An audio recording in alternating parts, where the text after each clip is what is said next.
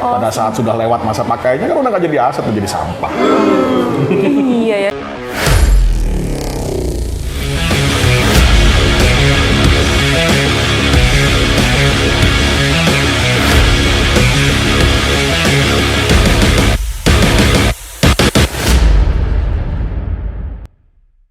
Kelebihannya untuk memakai investor. Kelebihan kalau kita pakai investor. Iya. Kelebihannya biasanya kalau investor itu kita punya klausa seluruh kerugian ditanggung oleh investor. Seluruh kerugian ya? Ya, itu adalah klausa yang kemungkinan kurang jelas tersampaikan pada saat presentasi atau ya pada saat memperkenalkan bisnisnya. Jadi itu si investor harus paham dulu bahwa seluruh kerugian adalah tanggung jawab investor. Terlepas dari kerugiannya itu karena resiko di lapangan ya. Oh iya. Pokoknya kalau resikonya bisnis itu ditanggung sendirinya oleh Resiko bisnis, iya. Tapi kalau kesalahannya dari pihak manajemen, artinya manajemen ada kegelapan uang atau salah kelola atau sebagainya, maka manajemennya blunder. Oh iya. Itu harus diomongin gimana. Tapi kalau terlepas dari itu, artinya kerugiannya benar-benar karena resiko bisnis, Iya. maka seluruhnya adalah tanggung jawab investor. Tidak mau tahu. Berarti sistemnya bagi untung sama bagi rugi ya kok ya? Kalau untuk investor kayak gitu ya? Tidak. Oh tidak. Bagi untung, kalau rugi seluruhnya investor. Bukan manajemen nggak sama sekali gitu ya kok ya? Kan ya itu kan kalau orang bilang untung atau rugi kan berhubungan dengan duit kan. Oh iya betul ya. Ya kalau mau dinilai bagi untung bagi rugi ya tidak ada yang seperti ini. Menurut saya ya tidak ideal, karena biar bagaimanapun mengelola itu sudah rugi tenaga. Oh iya, pengelola sudah rugi tenaga. Ya, jadi pada saat bisnisnya rugi, si pengelola sudah kerja. Dia sudah rugi tenaga dan waktu. Investor rugi uang, ya itu sudah normal. Kalau nggak bisa terima itu, maka kembali lagi ke pembicaraan awal. Itu udah mutlak lah ya kok ya? Untuk membagi Nggak rugi. mutlak juga sih, tapi kalau saya ya seperti itu. Garis bawahnya adalah rugi itu urusannya si investor gitu ya kok ya? Selama kita dalam kerangka ya. Ya sesuai perjanjian. Iya. Kita dengan benar kita kelolanya, kita sesuai dengan apa yang sudah dijanjikan sebelumnya, dengan format kita jangan melenceng-melenceng, pengelolaan yang benar-benar teratur sesuai dengan contohnya. Ya. Maka menurut saya investor akan bisa terima. Investor masih terima, Ya, benar. dan itu salah satu keuntungan menurut saya. Iya. Bikin investor juga jadi percaya sama kita gitu ya kok ya? Karena kita ngomong pahitnya. ya daripada janji-janji manis. Ya, jadi si investor itu kalau memang mau masuk Iya. dia sudah harus siapkan untuk rugi sampai di mana batas kerugiannya. Apalagi kalau laundry ini kan sebagian besar modalnya dipakai untuk setup, Iya. untuk mesin, untuk dekorasi, untuk Sewa modal ya sewa toko yang masih habis, ya. Terus modal diskon, promosi dan sebagainya itu semua yang nggak bisa kembali. Iya, dijadiin aset lah gitu ya uang. Bagaimana mau jadi aset orang nggak ada barangnya? Yang jadi aset kan hanya mesin pun selama masa pakai baru dia bisa diakui sebagai aset. Pada saat sudah lewat masa pakainya kan udah nggak jadi aset, udah jadi sampah. Iya ya, menjadi sampah karena Tapi kan tanah, kalau tanah ya itu makin lama makin naik, itu aset, itu aset. Kalau mesin lama-lama nilainya turun. kalau mesin lama-lama nilainya turun ya. Iya. Bagaimana mau kita anggap sebagai aset?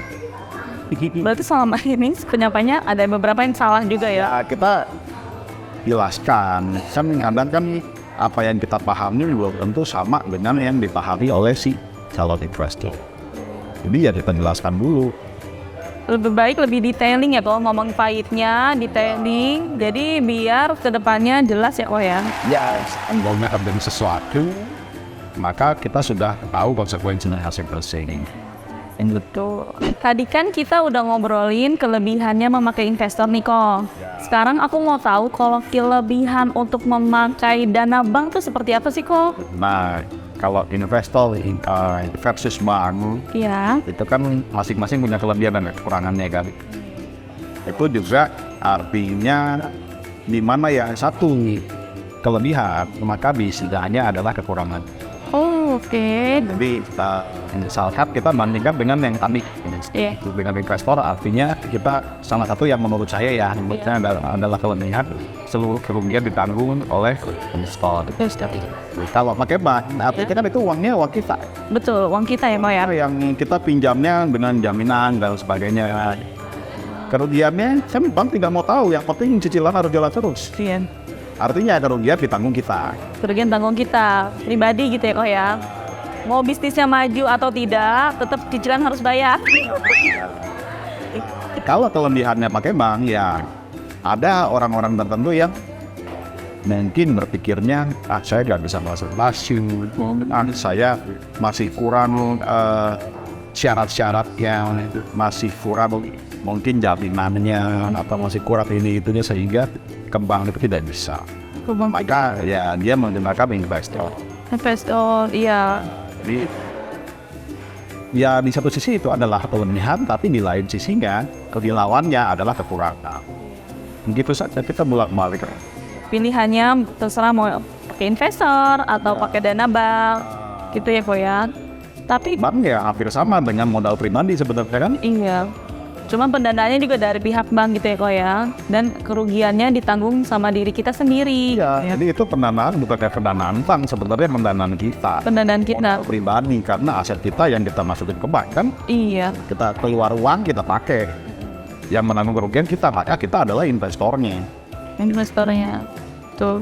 Ya kan, jadi mungkin bukan pendanaan bank, tapi dana pribadi Dana pribadi yang yang kita masukkan ke dalam bisnis kita. iya. Aset kita yang kita sekolahkan. Oh, gitu. Nah, udah paham dah kalau yang biasa ngepak. So, mau nanya nih, suka dukanya jadi couple planner. Koko kan nih couple planner yang goals banget nih ya. Suka dukanya apa sih, Ko, kalau boleh tahu? Sukanya duluan apa dukanya dulu? Sukanya dulu kali ya.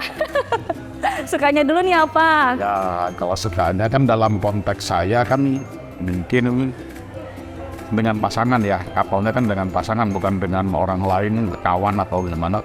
Dengan pasangan. Kalau sukanya pasti kan kita sama-sama terus.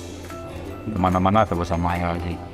Ini Yang apa-apain, ya, barengan, dan sebagainya. Dari itu, termasuk juga teman saya. selalu bersama ya. Kalau dukanya ya ada juga, karena di balik suka pasti ada. Apa tuh dukanya? Dukanya ya kadang-kadang kan kita beda pendapat. Sudah pendapat. Iya.